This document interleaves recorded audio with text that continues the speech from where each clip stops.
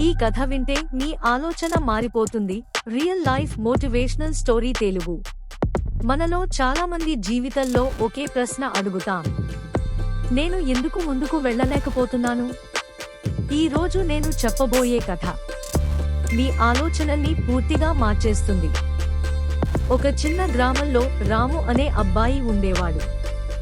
డబ్బు లేదు, సపోర్ట్ లేదు, కానీ ఒక కల ఉంది. ప్రతిరోజు పొలంలో పనిచేసి రాత్రి దీపం కింద చదువుకునేవాడు. చుట్టూ వాళ్ళు నవ్వారు, ఇవన్నీ వృధా అన్నారు.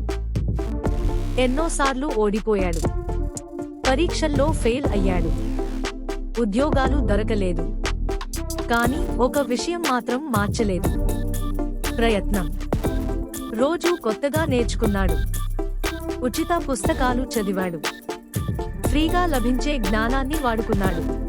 ఒక రోజు అతని ప్రయత్నానికి ఫలితం వచ్చింది, చిన్న అవకాశం. కానీ అతను దానిని పెద్దదిగా మార్చుకున్నాడు.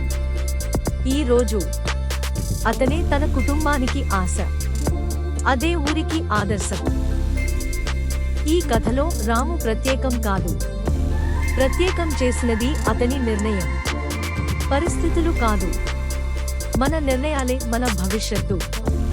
మీకు ఈ కథ నచ్చితే ఒక లైక్ చేయండి. ఇలాంటి కథల కోసం ఛానల్ను సబ్స్క్రైబ్ చేయండి.